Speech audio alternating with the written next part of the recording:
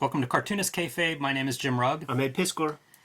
Today, Ed, we're going to talk about Wally Wood's 22 Panels That Always Work, a pretty famous piece of comics ephemera, comics history. But before we do, let's talk about our own projects for a minute. Patreon.com/Ed Piskor. I'm serializing my strip, Red Room. The idea is that there are nefarious bad actors out there who are live streaming murders on webcam on the darknet using Bitcoin and obfuscating their paper trail when making cash transactions to witness such things. So I'm playing around with the idea that it does exist. This is the world where that kind of thing's going on. There are more than 4 dozen pages up right at this very minute, and new pages go up every Tuesday. We're solidifying the publishing schedule. Probably early next year is when the first issues are going to start coming out, but $3 gets you the archive for early adopters. And we're going bourgeois these days, Jimmy. So there is a hip-hop auction going on at Sotheby's Auction House, New York City, until September 15th, but you can start bidding on items now, and I have 8 lots of artwork up there for bid at this point. But the Buy Me Now option is the Ed Piskor Studio Edition published by Fantagraphics earlier this year, and all of the material that is being auctioned off sort of came from this PDF. The auction house was like, "What do you got?" I said, "I have a PDF. Take your pick." Worth noting, the reason you have a PDF of this is because you don't sell very much of your comic art. So collectors out there that have been waiting or looking for it or emailing you about it, this is a good chance to get some choice pieces. Control supply and demand. Keep the demand high. Keep the supply low. You make more money that way. Yeah, and for all of you guys at home like me, this is the thing to get, to see all of this artwork. Yes.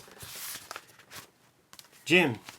My latest comic, Octobriana 1976, world's first blacklight comic, is now available wherever comics are sold, online, comic shops, you name it, you can find it there. Highly recommend this for people who are fans of printed media and especially weirder comics. No other comic uses ink like this or looks like this.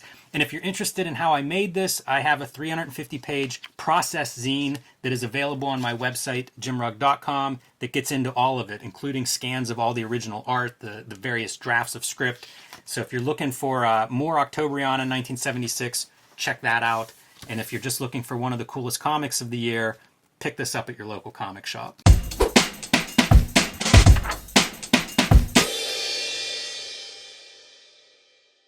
Wally Wood's 22 Panels That Always Work. This is a fascinating document. The first time I believe it was printed was 1980 in the Wallace Wood sketchbook. This comes from Larry Hama, who put this together while he was working as an editor at Marvel, I believe around 1982 or so. And tracing its origins, Hama was an assistant of Wally Wood. Wood worked with several assistants, and interesting guy, kind of a tragic figure. I don't know if you want to give some context of Wally Wood.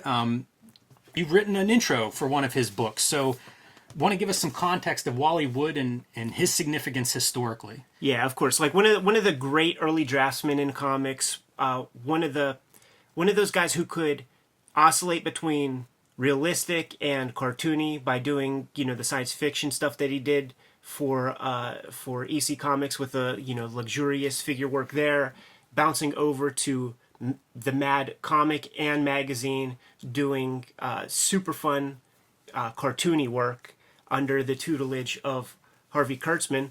Also a pioneer of self-publishing, with Wits End, and bringing in creators like Steve Ditko would do a comic, and on the facing page would be an Art Spiegelman, gag strip.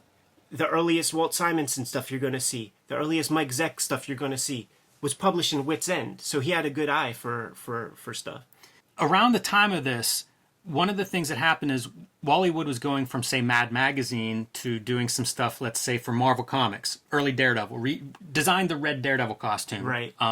And a lot of shine from Stan Lee. If you see the Daredevils where Wally Wood shows up, like there's a big announcement on the cover of the issue for Wally, signifying Wally Wood. Like he had a reputation, like he was known. I'm glad you said that because celebrated on the cover of the first one, he left Marvel in the lurch with his last story, and then on like the follow-up issue, Stan Lee is like, I'm doing my best to write my way out. Like so he tosses him under the bus a couple months later. Well, we should, where I'm going with this is his page rates at Mad Magazine at the time, $200 a page. Marvel's page rates at the time, $20 a page. They did recognize Wood was a giant at the time and paid him $45 a page, which was double the best Marvel guy and then some, but still a cut of 75% from what he was getting paid at Mad Magazine. And so, he's a romanticized figure in comics history. He ultimately took his own life, and probably maybe that's part of that romanticism. But his work was so loved by fans and collectors and so cherished as being this high point of illustration and comics art that whenever you go from the $200 a page to $45, you have to not noodle, as he would say. And so Larry Hama would talk about these weren't for his assistants. He would hang these things up around, Wally Wood would hang these things up around his studio as a reminder to himself to stop noodling. You're not getting paid for that part. And so this was kind of his way of reminding himself, get in, get done. If you're stuck, if you're at a pause, pick one of these panels and plug it in. And so, that was Hama's kind of story to freelancers whenever he photographed, put this together and photocopied this for freelancers. And the story that I would read is that, he made 25 of these or whatever and starts passing them out. And then pretty soon those are photocopied and those are photocopied and you're getting 10th generations of this. I got a second generation. Like Phil Felix, my lettering teacher at the Kubert School, Perfect. was a freelancer at Marvel and got his from Larry Hama. So that is how I discovered this stuff. In the year 2000, I got my Xerox of a Xerox, 2 generations. Yes. Away. It's perfect. I love that story because, like I said, I read about that online. It's cool to actually hear it verified. That's kind of amazing. But, you can see there's a lot of... We looked recently at How to Draw Comics the Marvel Way. There's a lot of these books and how-to guides and things. This is a very condensed version of that in a lot of ways. Not so much theory as, hey, you're stuck, grab one of these. They'll work almost anywhere. And, we can run through them, right? Big head, what we think of as close-up, extreme close-up, back of head, part of head. This is almost like the action, the shot reaction shot that you see in filmmaking whenever it's 2 characters going back and forth. Same kind of thing. Profile, no background. White Ben-Day, dark foreground. That's kind of funny, the white Ben-Day, because, these are that's production language. It's almost like comics kayfabe in that Ben-Day doesn't exist today. That would be some kind of digital effect. Probably the first time I saw that term. Open panel, complete object, car, plane. Open panel, that's fun to think of too, because a lot of this stuff is language that, cartoonists would understand. Cartoonists think of these kind of full figure open panels. We've heard other cartoonists talk about that. We point it out sometimes whenever we're looking at examples. All black. I feel like Mike Mignola only got this panel. Big object, handgun lamp phone in the foreground. Reverse silhouette, black or Ben-Day, bottom open. Small figure Ben-Day, depth. Down shot, cast shadows. Reminds me of the bird's eye view that we looked at in the How to Draw Comics the Marvel Way. And there is crossover if you think of photography, film, cinematography. There is kind of a limited arrangement of how many of these types of things you can do. Diagram, eye level, L shape, silhouette, side light or top, reflection, frame. That's a Will Eisner staple. Always great, especially with a window or a doorway. White Ben-Day background and silhouettes, 3 stages. So you have your foreground, middle ground, background. This is another one that I always think of with Mike Mignola, because he's able to do the 3 depths with only black and white. And you see a perfect demonstration of that where your background and foreground are going to be one value and the middle ground would be the different plane.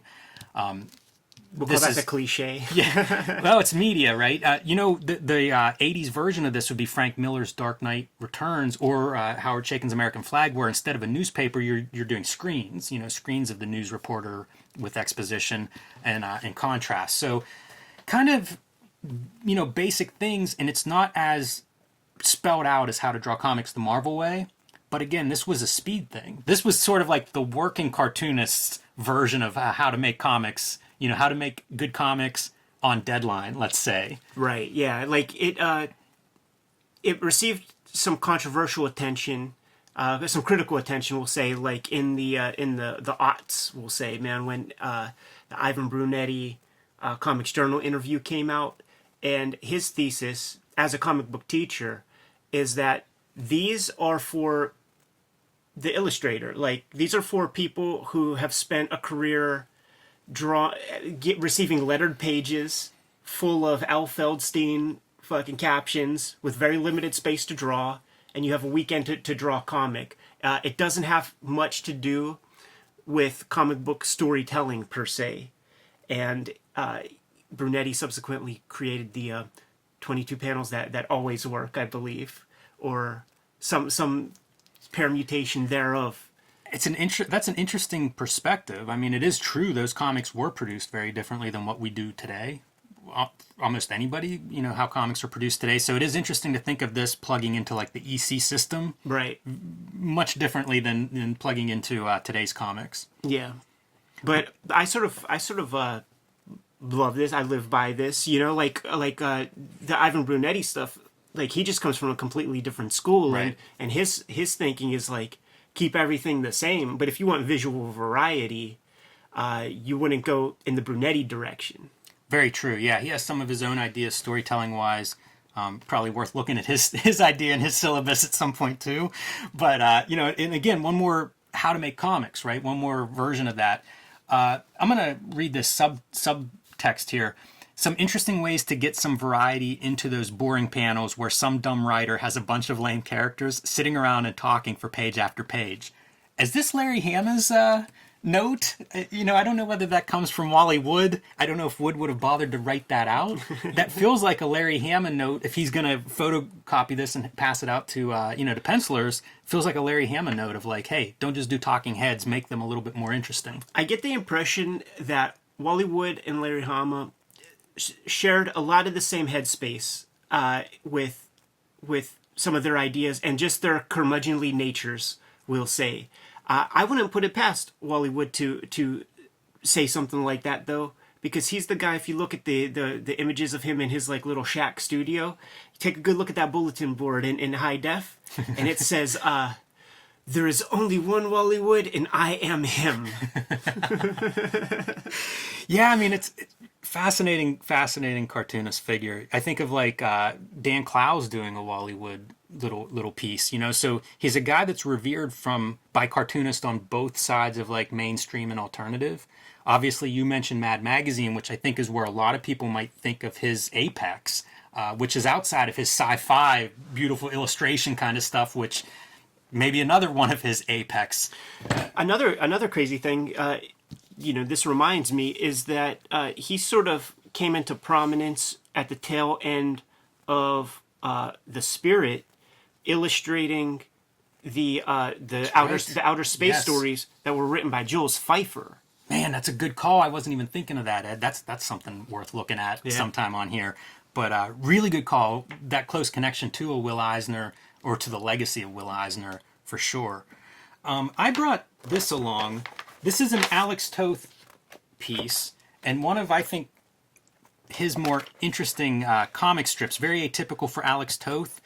And you see it's kind of this character, it's called Taps, 1981, and it's this character dancing around and everybody being like, what are you doing? Like you're being kind of a weirdo, and telling him, knock it off. Like this is stupid. No more, that's enough. Quit dancing. And he walks off, very sadly. And you see it's dedicated to Wally Wood and Russ Manning. This was done in their memory, published in their memory after they had passed. And I think it speaks to kind of like, Wally Wood and what his legacy was. I think he was one of the giants of comics, doesn't have a big Marvel DC legacy. And so in some ways, as time passes, we lose sight of him in terms of that Mount Rushmore of very, very influential early cartoonist and early comic book artist.